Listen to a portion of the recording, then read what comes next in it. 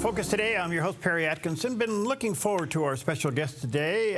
Matt Purple's with us. He's the author of a fascinating book entitled Decline from the Top, Snapshots from America's Crises and Glimmers of Hope. Matt is a editor and journalist, and he's written for The Spectator, The American Conservative, National Review, The Washington Examiner, and many other articles and publications. So Matt, nice to have you with us today. How are you? Hey Perry, great to be with you. Where are you? Where are we Skyping you in from? I am in Alexandria, Virginia, so just south of the swamp here. How's the weather out there? You guys cold? It is, yeah, it's cold today. We don't get a lot of cold weather or snow here, but it's been a pretty cold winter so far. All right, good to see you. Thanks for your time. Thanks for your work. What led you to write this book? So the book began from a personal place, as I think a lot of politics does, and that is I was raised in the 1990s. I grew up in the 1990s. I'm kind of the quintessential 90s kid. And back then, everybody was very proud to be an American. You know, there's a very strong sense that America was on top. You know, we'd won the Cold War. The Berlin Wall had come tumbling down. There was a lot of patriotism and a lot of pride. And you fast forward to today, and it's almost the exact opposite. You know, people are bummed out, they're stressed out, there's a lot of pessimism, there's polls that find, people think the country is going to end in a relatively short period of time, or we're going to cease to be a democracy.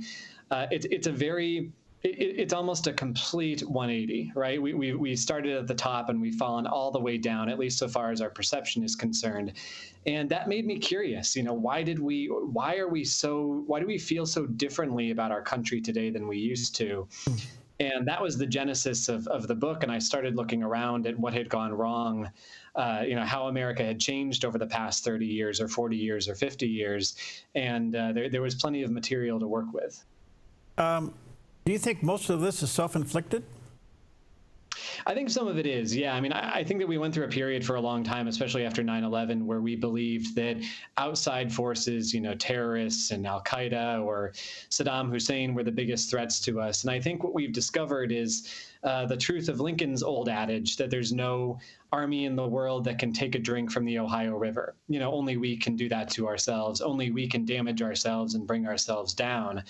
And there's many reasons for that. I'm not heaping blame on the average American or anything. It's not like, it's not a masochistic book. But it is, there's a lot that I think has gone wrong with our politics. I think has gone wrong with our culture that we've allowed to stagnate. And that's what I take a look at.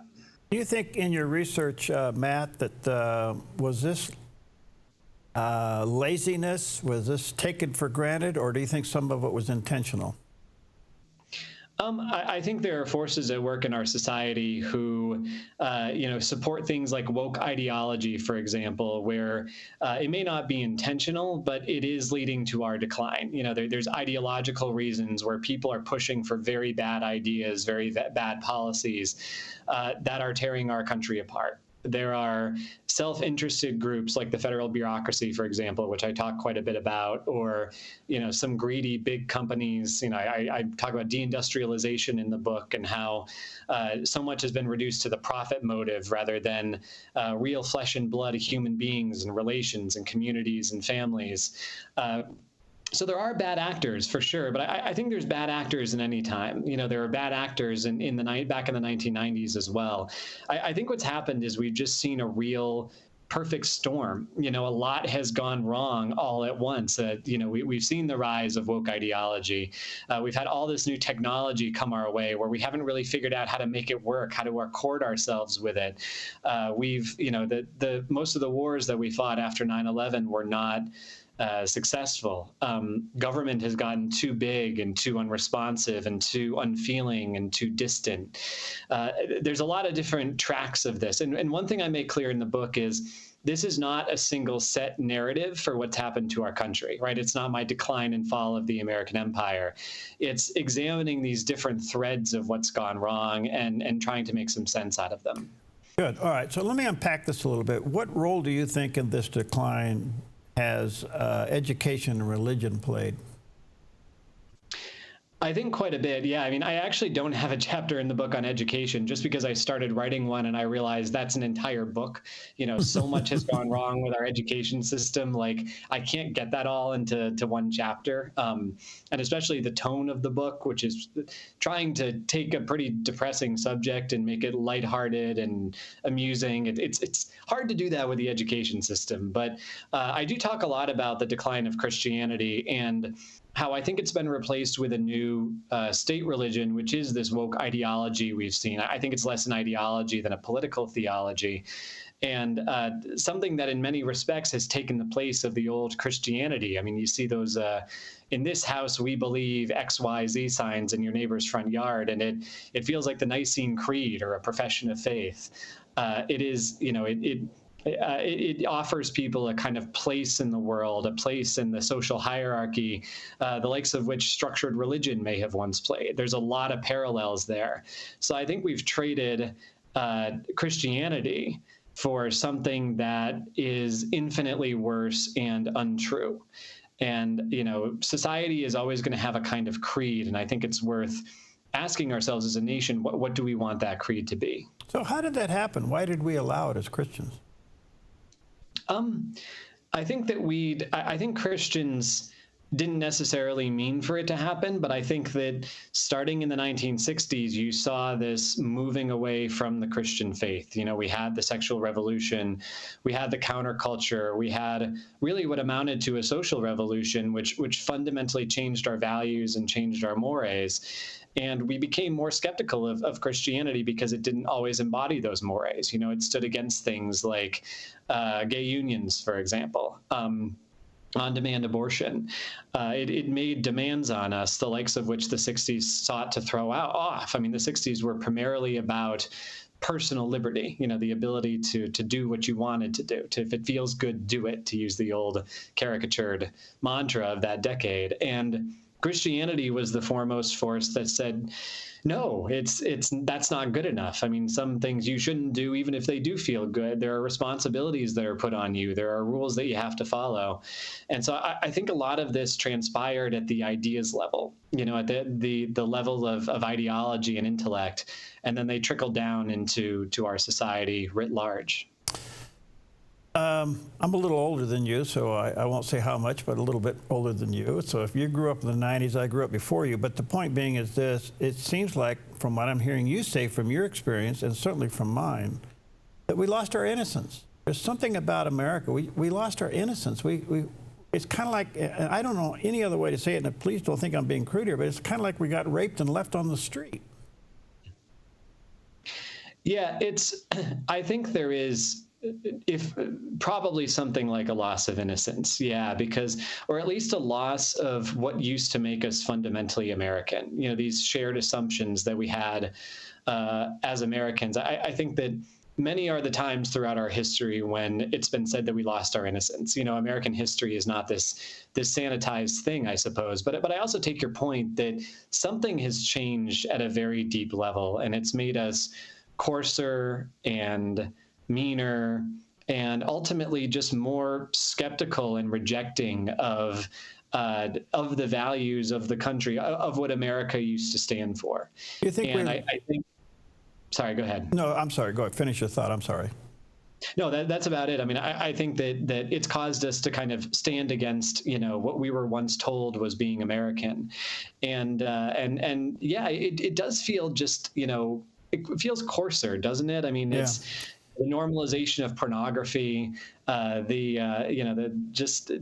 culture has become, I think, much more accepting of things it was once not accepting of. Yeah. Yeah, I maybe innocence is the wrong word, but the point being is we lost something deep. Innocence, purity, something along those lines that certainly would echo from a moral base. We seem to have gotten off of that. And I guess the question is, can we restore ourselves? But one of the other things that has slipped through our fingers is what it is to be a public servant. We want to give up our careers and our life for a couple of years to go represent our fellow citizens, whether it's in state legislature, federal, whatever. and it's turned into a career. It's supposed to be a public servant. Something fell through the cracks there. I couldn't agree with you more. Yeah, I'm reminded of that old Winston Churchill line, you know, the danger under socialism is that the civil servants are no longer civil and no longer servants. And I think we see some of that in our society today. And we have this vast, unaccountable bureaucracy that really answers to nobody, not even the president some of the time, that continues to push an agenda, and that's very difficult to change course on, you know, very difficult to kind of get to go a different way. And we also have, you're right, I mean, politicians who seem to have lost a sense that that they serve something bigger than themselves. You know, that this isn't about theatrics. It isn't about appealing to the lowest common denominator and just trying to get reelected every 2 years or every 6 years. There really ought to be something greater than themselves at stake here. It needs to be about the country. It needs to be about those greater values. And I think the problem is, as we've perceived that we've slipped into decline, we've also, as we've become more skeptical of ourselves and our own values, we've lost that greater sense of something to stand for. You know, that has gone out the window too. And so we have a class of public servants today who just are not up to the same snuff, I think, that previous generations were, while acknowledging, I mean, there have been plenty of bad legislators in American history. You know, it's not, again, and that's a point I make often in the book, our history is not this sanitized thing. And even the 90s were not really as good as we remember them. Mm-hmm. You know, certainly if we're talking about de-Christianization, that was going by the time we got to the 1990s as well. But I think it is fair to say that something lately has gotten almost uniquely bad. All right, a couple more here before we go to the antidote. But over the weekend, we saw sheer evil. Yeah. And we've seen it now lately. It's almost becoming common. And if you go through, if I can use the term evolution, from when we were 50s, 60s, up through the 90s, where we seem to be a little bit more morally based, to now where we have these levels of evil and somehow we are accepting it. Where is this heading? Yeah, it's a good question, and I appreciate the Louisiana governor over the weekend yesterday who called it out as being evil. You know, used that word in the press conference, because that's exactly what it is. And I think that, I remember in the 90s when the Columbine school shooting happened, and this was a huge deal at the time. It was something really unprecedented, this level of evil, this level of massacre in a place that was supposed to be so safe as a public school. And now you fast forward to today, and something like that happens every 4 to 6 months. And maybe the casualties aren't as high, but there are a good number of mass casualty shootings that have happened at our schools since then. It's become normalized in American life. This incident in New Orleans is a little bit different because it almost feels European. You know, they're the ones who are having problems with these car-based attacks where they just run over a bunch of people during a celebration. But now it's spread here too. And I think it results, first of all, from people, again, losing faith in their country and turning to other ideologies like ISIS, like Islamic jihadism, as we're seeing with this particular very dangerous individual. I think it also results from people who just feel alone and isolated and lonely in modern society. You know, polls find that we're lonelier than ever before. They find that we have the number of friends that we have on average has fallen off. The marriage rate has fallen off, to an extent. And there's less authentic community and more, I think, artificial community of the sort that you see online. Yeah, that's a good point. And so I think people get distorted by this, and they get frustrated by this, and they're looking for something. And too often they either find it in a terrible ideology, like we saw with the killer with the killer yesterday, or they just decide that there's nothing left to them, and they find a gun and decide to take it out on others. But it's a very terrible thing, and it's a problem that is, I think, very characteristic of our time. All right, let me take a quick break. Mark Purple's with Matt, excuse me. Keep calling you Mark. Matt, where can they get the book, Matt? Find bookstores everywhere, hopefully, and also Amazon.com. Okay, it's called Decline from the Top. There's a picture of the cover of the book on the screen there. Decline from the Top, Snapshots from America's Crises and Glimmers of Hope by Matt Purple. We'll be right back.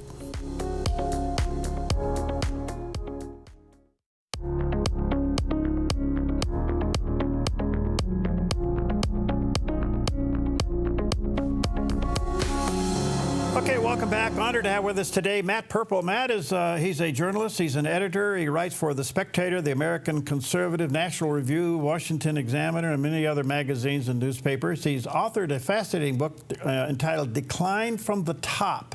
There's a picture of the cover on the screen. Snapshots from America's Crises and Glimmers of Hope. And that's available online. Check it out. Matt, I'm trying to figure out how to ask you this question, but it appears now that in spite of this decline, it is produced a healthy search and a wanting of something to come back or to return or to be different. People don't like this. I think the election was a rejection of some of this. And out of this, a couple emotions people are dealing with: fear, the emotion of who can I trust? It seems like everywhere we have turned that we have looked for honesty, we didn't get it, we got lied to. You used the term authenticity. Women are looking for safety and security. So in spite of all this decline, there seems to be an opportunity here. Do you think the American church sees this as an opportunity? Possibly, yeah. It's going to be very interesting to see. I mean, I think that you're right that Donald Trump is, his election is in many ways a symptom of our decline. And you mentioned the word trust, which I think is a really interesting one. And you hear a lot of people saying, oh, well, Donald Trump lies and we can't trust Donald Trump. And that's almost beside the point for a lot of voters, I think, because the issue they're having right now is that they don't trust society and they don't trust government in general. They think that, you know, they go back to COVID, for example, when the authorities were all telling us various things about masks and lockdowns, a lot of which turned out to be not true and only revealed to be such after the fact. You know, just everything that we're told, we were told that if, you know, we're going to win the wars in Afghanistan and Iraq, that didn't happen. We were told that, you know, Joe Biden's economic program could turn the economy around, spending all this money. That not only didn't happen, but it led to inflation on a scale that we haven't seen in decades. And that's been biting a lot of people in their wallets. So I think that, you know, Donald Trump is always a gamble. He's always a roll of the dice. I know very few voters who think, yeah, this is the steady hand of leadership. You know, that's not what they're voting for. They're voting for change. They're saying that what currently exists at the establishment level, we don't trust, we don't like, and hasn't been good for us. And so we're going to send in a human blowtorch to try to shake things up and to try to make things better. And the problem is we have an establishment that can't understand that. You know, they're so obsessed with his mean language and everything else that I don't think they're really identifying with where voters' psychology is on this. Okay, but it's left people insecure. Mm-hmm. And I'm trying to figure out, and we're Christian broadcasters. We run a series of Christian radio and television stations, and the response to our networks, both radio and television and digital, has been fairly significant as people are now looking to faith because everything else is lied to them. So if faith is reestablished in America, a lot of these things that we're talking about could go away if America reestablishes itself as a Judeo-Christian nation. I think, yeah. I think that in an age when we were told don't worry about church anymore, don't worry about God anymore, you have Dr. Fauci, or you have the federal government, or you have whatever other replacement institution was supposed to be there, and then you fast forward to today and we don't trust those institutions. I think that's a reason for it. Yeah, people are saying, well, I can't trust these institutions of man. Maybe I can trust institutions of God again. And also for younger people like myself, but also even younger than me, you know, going back to people in their 20s who've grown up in what they feel like is an age of disorder and social anarchy. You know, it's that old mentality of if it feels good, do it. You know, anything goes. And they were the heirs to that mentality, and it didn't really work out for them. I mean, it didn't make them whole. They're looking for order. They're looking for structure. You know, they're not necessarily looking for the latest liberation trend. They're looking for something fundamentally different. And that is something that can be provided from faith and from the church, yes. That's wonderful. So what are the glimmers of hope you write about? It's such a depressing subject. I wish there were more glimmers of hope in there, but I'll kind of do my best. I think that the young people who I just mentioned are one of these glimmers of hope, because I'm a millennial, and so I have a working knowledge of the 1990s. I mean, I kind of remember when things were better, or at least seemed better, and now they've gone downhill and gotten worse.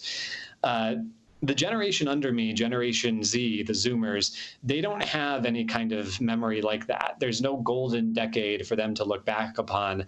They've known nothing but crisis after crisis after crisis. 9/11 to the Iraq War, to the recession, to COVID, to everything else. And so I think they, at a very fundamental level, sense that something is wrong. And they also sense that it's not going to get better by just changing up the political party necessarily in power.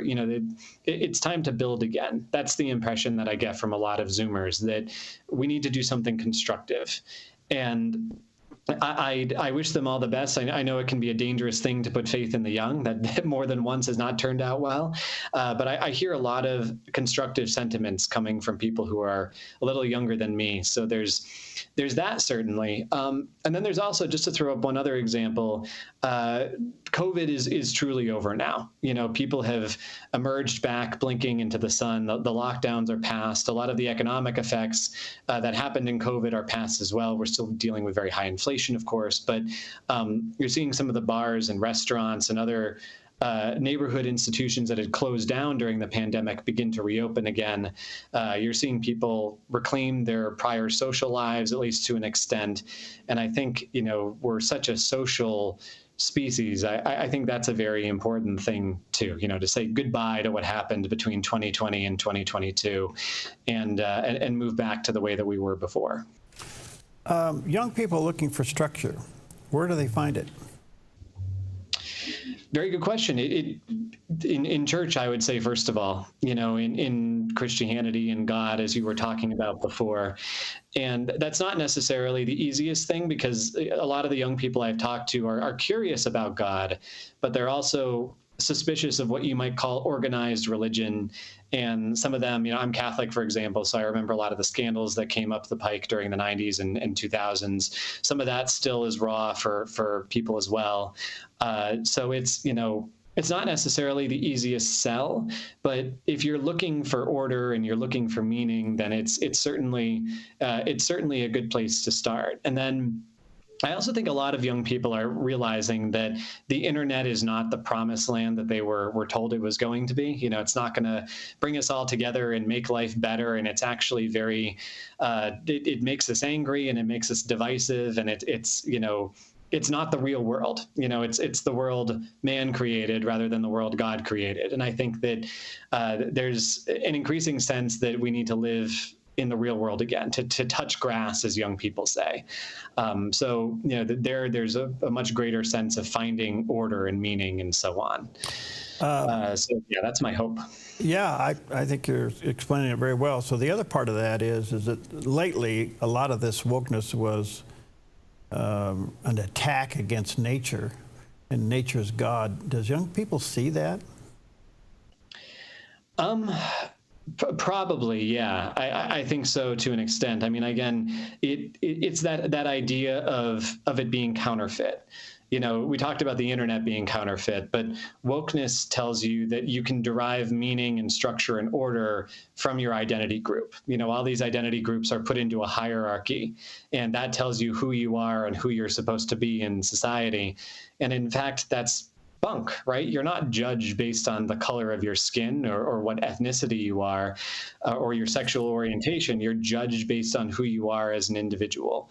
And that means strong individuals, which means strong communities. And it unravels that entire woke fabric, which is nothing to do with any of that. It's kind of a false order. And I think young people are catching on to that too. And I think with Trump's second election, whatever you think of it, I'm seeing a lot of commentary that this could be the end of wokeness. He's going to campaign hard or crusade hard against DEI.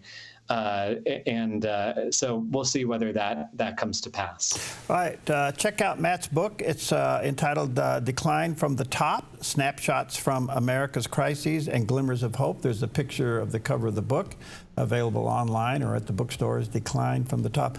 Matt, thank you. You're fascinating. Let's stay connected. Thank you. I appreciate you having me. All right, you bet.